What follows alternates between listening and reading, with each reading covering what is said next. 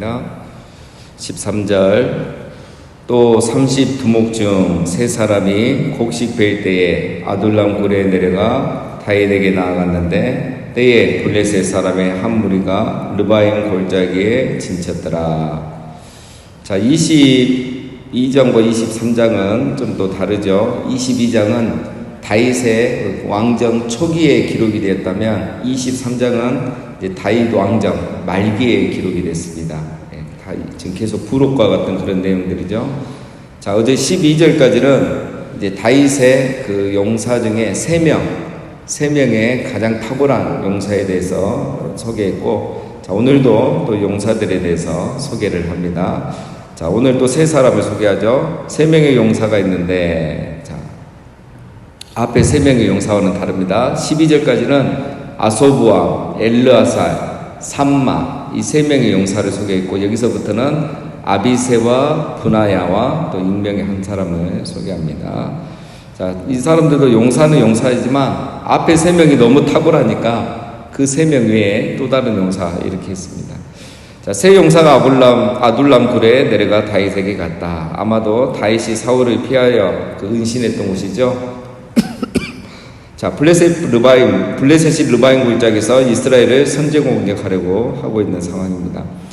블레셋이 다윗이 그 통일 왕국의 왕이 된 이후에 이제 세력이 커지기 전에 블레셋이 그 다윗을 선제 공격하려고 했던 데가 있죠. 아마도 사무엘상 5장에 우리가 살펴봤던 내용으로 그렇게 보면 될 것 같습니다.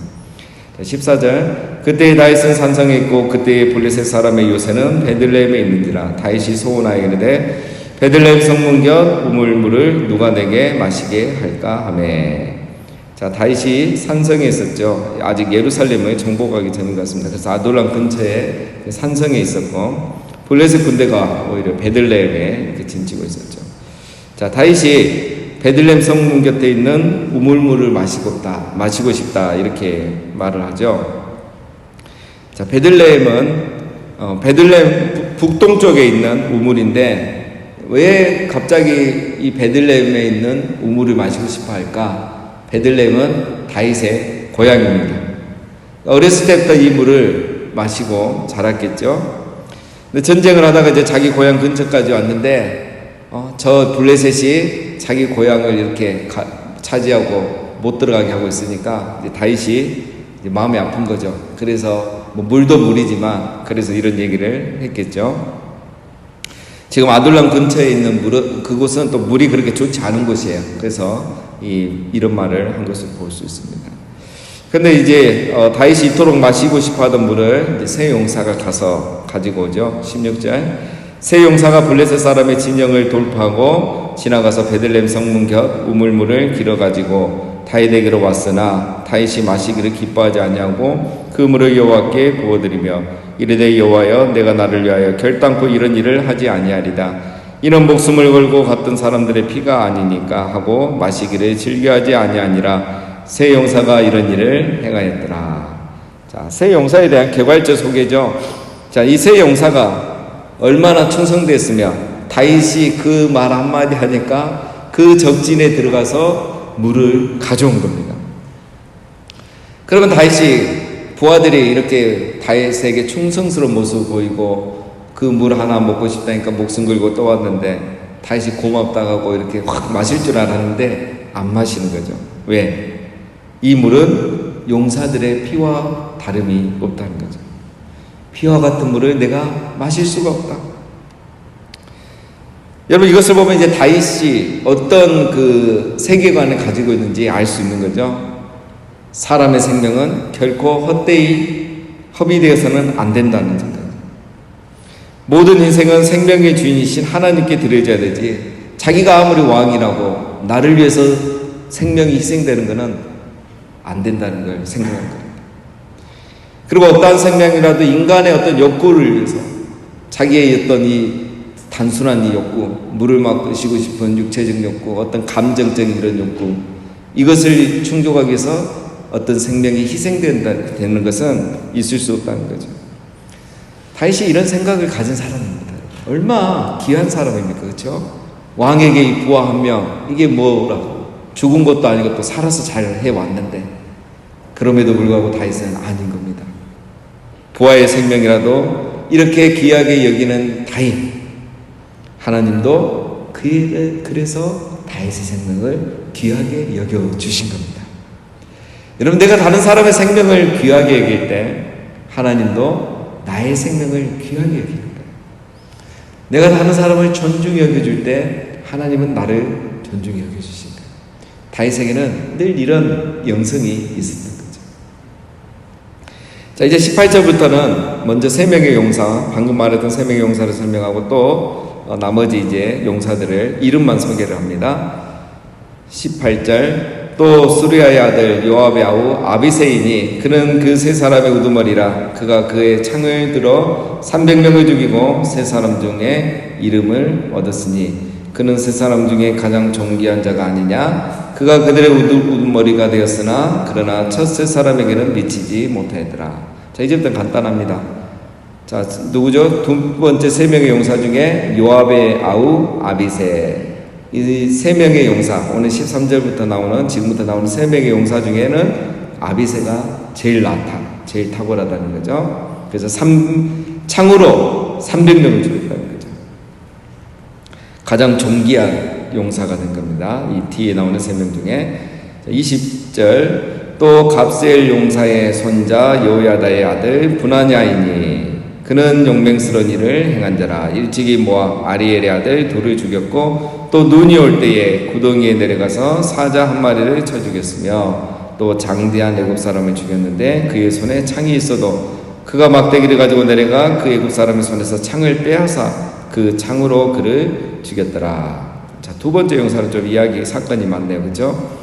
브나냐입니다. 브나냐는 그 여호야다의 아들. 여호야다는 아론 계통의 그 대제사장입니다. 나중에 그 근위 대장을 맡았죠. 다윗의 왕궁을 호위하는 근위 대장을 맡았습니다. 자, 브나냐가 했던 용맹스러운 세 가지 일을 소개하죠. 모압 아리엘의 아들 둘을 죽였다. 이 아리엘, 엘이 이제 우리도 하나님 여호와를 뜻하잖아요. 아리엘 하면은 신의 사자라는 뜻입니다. 아리엘의 두 아들, 그러면 신의 사자처럼 용맹스러운 두 아들, 이렇게 말하죠. 그러니까 브나냐는 이 모압에서 가장 용맹스러운 이 두 명을 싸워서 이겼다는 겁니다. 자, 그 다음에 눈이 올 때 구덩이에 내려가서 사자 한 마리를 죽였다. 자, 눈이 올 때는 겨울에 이 지역도 눈이 올 때가 있었어요. 그러니까 눈이 올 때는 짐승들이 먹을 게 없잖아요. 그러면 산에서 마을로 내려오잖아요. 민가로 내려오는 거예요. 사람들이 이런 사자들의 곰이 예를 들면 내려오니까 어떻게 하냐면 구덩이를 파놓는 거예요. 구덩이를 파놔서 이 사자가 거기에 이제 빠지면 이제 무기로 사자를 죽이죠. 바로 그 사자를 브냐냐는 맨손으로 죽였다는 거예요. 맨손으로. 그 정도로 용사였다. 그 다음에 세 번째 업적은 장대한 애굽 사람을 죽였다는 거죠. 역대상에 보면은 이 애굽 사람의 키가 5규빗이었다 이렇게 말해요. 그러니까 2m 30입니다. 네, 어마어마하게 큰 거죠. 그래서 막대기 하나로 싸우다가 나중에는 애굽 사람의 손에서 창을 뺏어서 그를 죽일 정도로 굉장한 용사였다라는 것을 말하고 있습니다. 자, 22절, 여호야다 아들 브나야가 이런 일을 행하였으므로 세 용사 중에 이름을 얻고 30명보다 존귀하나 그러나 세 사람에게는 미치지 못하였더라. 다윗이 그를 세워 시위대장을 삼았더라. 이렇게 용감한 사람이 브나냐였습니다. 그래서 30명의 용사 중에서도 세 번째 안에 드는 용사. 그러나 이제 앞에 12절까지 나오는 그 용사 3명 외에 오늘 뒤에 나오는 3명 중에 두 번째가 됐다는 거죠. 그러니까 이런 업적들이 있기 때문에 이제 30명의 용사 중에 3명의 용사, 3명의 용사 이렇게 따로 이렇게 불렀던 겁니다. 워낙 탁월했기 때문에 근위대장, 시위대 대장으로 이렇게 삼은 겁니다. 자, 이제 24절부터는 나머지 용사들이 나옵니다. 자, 이거는 그냥 읽고만 이렇게 넘어가겠습니다. 요압의 아우 아사엘은 30명 중에 하나요. 또 베들레헴의 도도의 아들 엘하난과, 자, 뭐 보면 요압의 아우 아사엘. 자, 아사엘이 나오죠. 이 아사엘은 앞에 2장에서도 나옵니다. 2장에 보면 그 발이 들노루같이 빠른 용사였다. 이렇게 소개가죠. 그래서 나중에 이스보셋의 그 군대장이었던 아브넬을 추격하다가 나중에 창에 찔려 죽죠. 워낙 자기가 빠르고 싸움을 잘한다고 믿고 가다가 결국 아브넬에게 죽임당했던 사람이 아사엘. 기억이 나죠. 자, 25절. 하루 사람 사뭇과 하루 사람 엘리가와. 그렇죠. 자, 사뭇인데 이제 원문에 보면은 이제 삼마입니다. 삼마. 예. 자, 그렇게 그래서 역대사에 보면 이제 사뭇으로 이렇게 나오기 때문에 그냥 통일시킨 것 같고, 자, 사뭇은 하루 사람. 그다음에 삼마는 원래 그 하랄 사람이라서 좀 다른 사람입니다. 그렇게 보시면 되겠고, 26절. 바이디 사람 헬레스와 드보아 사람 이게스의 아들 이라와. 아나도 사람 아비에셀과 후사 사람 무분네와 아우아 사람 살몬과 느보아 사람 마아레와 느도바 사람 바나의 아들 헬렉과 베냐민 자손에 속한 기부아 사람 리베의 아들 이때와 비라돈 사람 부나냐와 가스 시네가에 사는 히때와 아르바 사람 아비알본과 바름 사람 아스마액과 사알본 사람 엘리아바와 야센의 아들 요나단과 하랄 사람 삼마와 아랄 사람 사랄의 아들 아이암과 마아가의 사람 손자 아이스베의 아들 엘리벨렉과 길로 사람 아이도벨의 아들 엘리암과 갈멜 사람 헤스레와 아랍 사람 바아레와 소바나단의 아들 이갈과 갓 사람 바니와.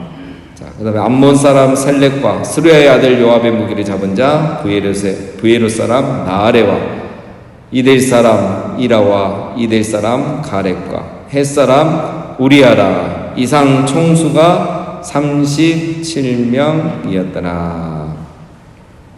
자, 마지막에 이제 우리아까지 나오죠. 바세바의 남편이었죠. 다윗 때문에 죽었죠.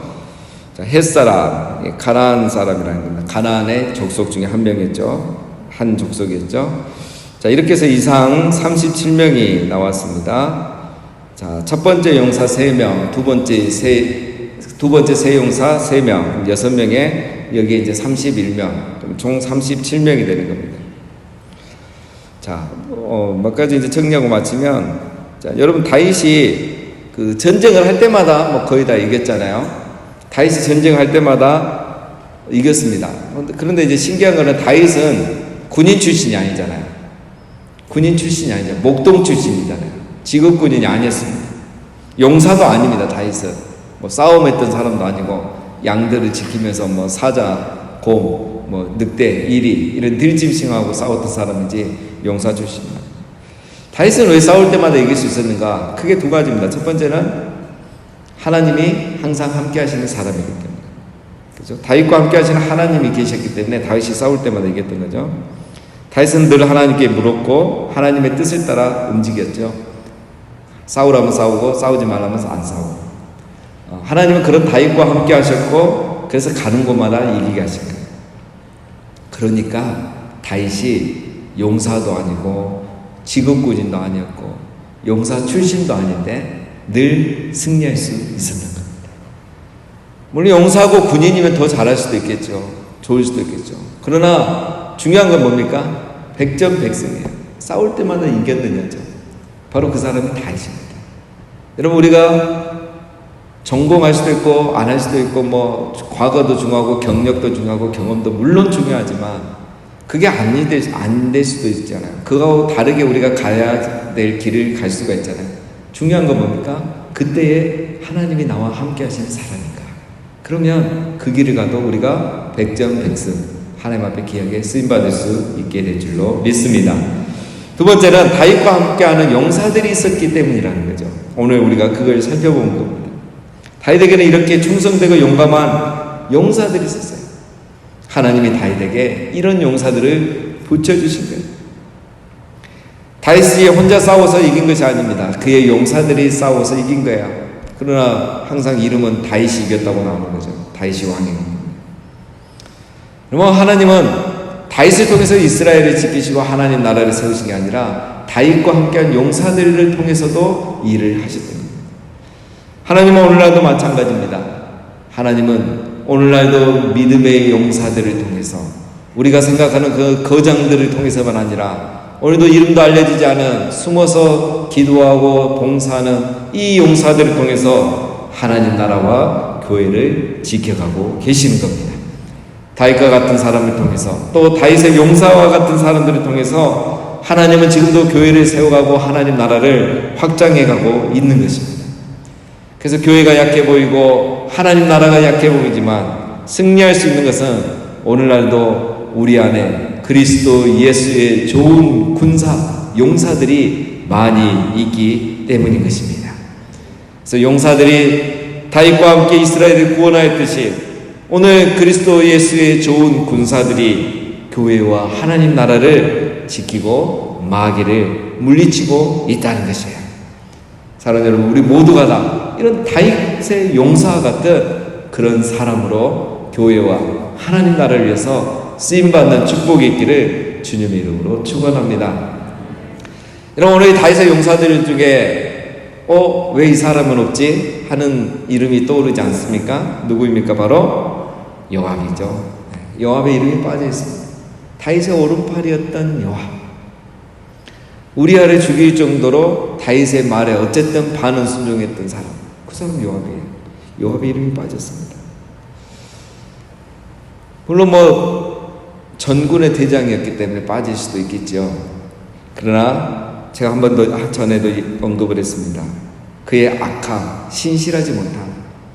다윗이 어쩔 수 없이 군대 장관으로 세워놨지만 그의 악함과 신실하지 못함 때문에 결국은 다윗이 나중에 요압을 죽이게 하죠. 바로 그는 그의 악함과 신실함 때문에 이 명단에 들어가지 못한 겁니다. 지난번에 말씀드린 것처럼 12지파의 어느 지파처럼 단지파처럼 12제자 중에 누구처럼? 가룟 유다처럼. 여러분, 하나님 나라에는 항상 이런 가라지가 있습니다. 어제 말씀에도 보면 그런 말씀이 있습니다. 사악한 자라는 말이 나옵니다. 어제 말씀에 보면 6절에 보면 그러나 사악한 자는 다 내버려질 가시나무 같으니 이는 손으로 잡을 수 없음이로다. 이 사악한 자가 뭐냐면 결국 이 가라지를 말합니다. 그래서 이들은 결국 멸망하죠. 아무리 다윗이 어쩔 수 없이 다시 요압을 세워줘도 요압은 결국 자기 욕망을 버리지 못하고 죽음의 길을 가게 되는 거죠. 여러분, 왜 이런 일이 생겨날까요? 시편 1편에 답이 있죠. 하나님께서 여호와께서 의인의 길은 인정하시나 악인의 길은 망하리로다.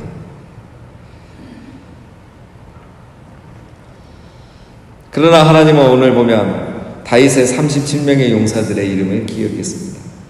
이것은 다윗이 기억했단 말이죠. 다윗은 37명의 용사들의 이름을 기억했고 저자는 또 이것을 성경에 남겨놨어요.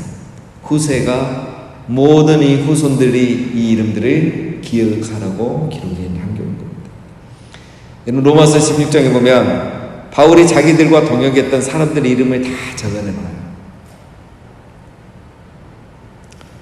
다윗은 자기를 위해서 목숨을 걸고 충성했던 용사들을 다 기억했고 사도 바울은 물심양면으로 자기와 함께 동역했던 사람들의 이름을 다 기억하고 있었던 겁니다. 이것은 뭘 말합니까, 여러분? 우리가 충성하고 봉사하고 헌신하는 것, 하나님이 우리의 이름을 다 기억하고 계신다는 거예요. 사람들이 알아주지 않지만 하나님은 기억하고 계신다는 겁니다. 그리고 요한계시록의 말씀처럼 우리 예수님 오시면 각 사람이 행한 대로 갚아주리라. 하나님이 상급을 주신다는 거죠. 여러분, 우리의 이름이 하늘 보좌에 기록될 뿐만 아니라 우리의 행한 것이 다 기록이 된다는 겁니다. 그래서 고린도전서 15장 부활장에서 마지막 결론이 뭡니까? 58절에 그러므로 내 사랑하는 형제들아 경고하며 흔들리지 말며 항상 주의 일에 더욱 힘쓰는 자들이 되라. 이는 너희의 수고가 주 안에서 헛되지 않는 줄을 알미니라. 우리의 수고를 하나님이 기억하시고 행한 대로 갚아주시는 겁니다. 오늘 우리도 다윗이든 다윗의 용사이든 아니면 사도 바울의 그 동역자이든 하나님 나라와 교회를 위해서 충성되게 사시다가 하나님 나라의 이 책에 이름이 기록되고 또 우리 주님 오셨을 때에 착하고 잘하였도다 충성된 종이라는 칭찬과 함께 행한 대로 상을 받는 우리 모두가 다 되시기를 주님의 이름으로 축원드립니다.